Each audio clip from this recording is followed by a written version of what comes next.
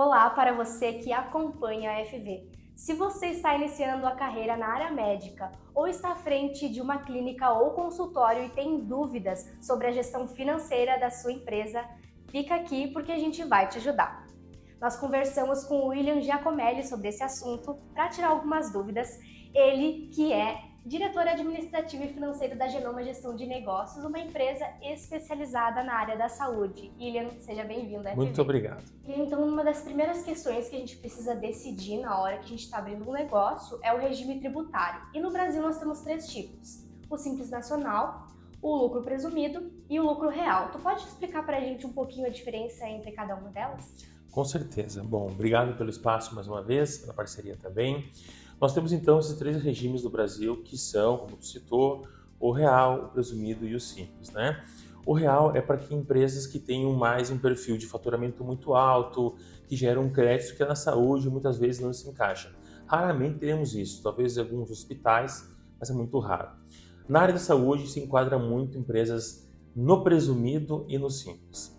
O Simples Nacional, ele é um dos primeiros regimes que a gente opta em clínicas e consultórios, porque ele tem alguns benefícios para quem está começando. Por exemplo, as faixas de faturamento eles são por médias dos últimos 12 meses de faturamento e por faixas menores do que outras tributações. E também o interessante é o quê? Para a folha de pagamento, existem algumas considerações e até isenções para não se ter um encargo muito alto. Já no lucro presumido, ele é muito bem visto para quem tem um faturamento já médio, na casa dos 45, além de que tem que ser feito um estudo para isso. Mas geralmente com 45 mil de faturamento de serviço, ele é muito relevante. Por quê? Porque você tem nele algumas faixas também pela média, e ele se presume ao faturamento, ou seja, você estima o faturamento e aí tem umas faixas que são decrescentes para pagar o imposto mais justo. Isso é um ponto. Segundo ponto também tem que ter cuidado, é que quando você migra do simples para o presumido, você tem um aumento da carga tributária na folha de pagamento, na casa de 28%. Que no simples você tem um benefício que a gente chama de fator R, e se você tiver a sua folha de pagamento composta por prolabore, que é o valor que o sócio recebe, mais folha de pagamento acima de 28% do faturamento total, você tem uma redução em alguns tributos a pagar. Então, essa análise tem que ser muito bem feita por um trabalho que nós chamamos de mapa fiscal. Então, quando você vai ter uma empresa, vai nascer uma empresa, a gente faz esse estudo com uma visão de faturamento e todo ano a gente revisa também se há vantagem continuar em um desses ou voltar para o simples ou ir para o presumido. Então há um estudo bem minucioso para ver qual que é o melhor.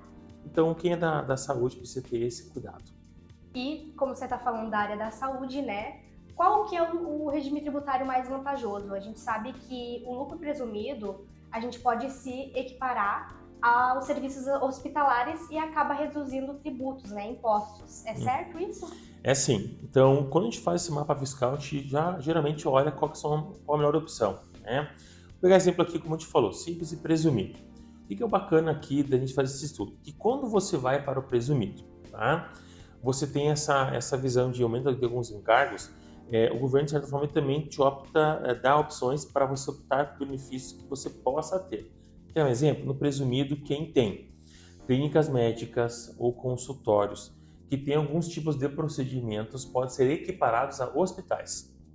O que isso vai acontecer? Vai ser feito um estudo, ver se o benefício é vantajoso. Para quê? Para o imposto de renda que se paga, né, que chega na casa de 32%, junto com a CSLL, que é a contribuição social sobre o lucro líquido. Então, depende de como a sua empresa trabalha e os procedimentos que vocês fazem nas suas clínicas, vocês podem diminuir até 70% da carga tributária desses dois impostos. Então, é muita coisa. Então, o presumido, sim, ele pode ser uma grande vantagem para a clínica ou para o consultório, mas ele precisa respeitar alguns critérios que a gente faz todo um estudo para garantir isso. E aí é bom também contar com uma contabilidade para compreender bem Com qual que é o certeza, caminho, é né? fundamental, porque a contabilidade vai ser então quem vai colocar isso mensalmente na ordem, ou seja, olhar o que você fez pela emissão da nota fiscal, se você emitiu corretamente a nota pelo serviço correto, se o procedimento foi destacado da forma correta. Então, ser especializado é muito importante, porque muitas vezes você acaba não entendendo todo um contexto. Olha uma informação relevante aqui. Por dia no Brasil, mais ou menos de 50 a 70 leis são modificadas. Então, imagina você no seu consultório fazendo procedimentos, cuidando dos pacientes, tendo que ver todas essas leis. Então, a Roberta já tem essa retaguarda para você e vai fazer sempre estudos para que isso aconteça. E nós, dedicados à área da saúde, a gente foca na saúde porque também tem toda uma visão aí, que a gente sempre fala, que são pelo menos 14 palavrinhas novas para quem abre uma clínica, né? Vamos falar de alvará sanitário, alvará de funcionamento, vamos falar de Anvisa, vamos falar de prefeitura, vamos falar de imposto, IPTU, ICMS, PIS/COFINS, então são muitas coisas que tem que cuidar. Então por isso que uma contabilidade especializada como a Genoma faz todo sentido para quem está na área da saúde. E além de contar com uma contabilidade especializada na área da saúde, né, e das questões tributárias que a gente conversou agora, que outras dicas você dá para quem está começando uma carreira na área da saúde, Claro. ou tem uma clínica ou consultório já consolidado? Bacana. Eu acho que a primeira dica é sempre olhar para o negócio tal qual ele é. Uma coisa é a nossa formação, né, da área médica, a de odonto, físio, fono, TO, enfim, da área de saúde como um todo, né? E a outra é a visão de empresário, né? Então é preciso você olhar o teu negócio como um empresário, olhar para o seu fluxo de caixa, olhar para uma boa gestão de agenda, olhar para os seus colaboradores, se eles são treinados ou não, se eles estão alinhados com aquilo que você precisa ou não. Para quem está começando, falar com um exemplo, né, a Genoma, que é especializada para entender um contexto, né, quais são os passos que você tem que ter. Olha uma informação relevante. 70% dos médicos com carreira até 10 anos estão endividados. E esse endividamento se dá nos 3 primeiros anos de carreira, da formação até o 3º ano de vida para um bom tempo. Então, fazer esse exercício de gestão é fundamental. Gestão de agenda também é muito importante, né? Que a área da saúde trabalha muito com a sua agenda. Então, um contexto de agenda, colaborador motivado e dedicado e compreendendo como é o contexto, gestão da sua clínica e uma contabilidade correta e sempre em dia são fundamentais para um sucesso de qualquer clínica ou consultório da área da saúde. Olha só, dados bem relevantes. Muito.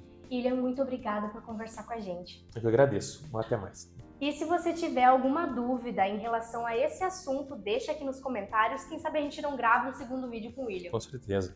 Continue acompanhando os nossos conteúdos e não esquece de compartilhar esse post com aquele amigo empreendedor entusiasta na área da saúde. Até uma próxima!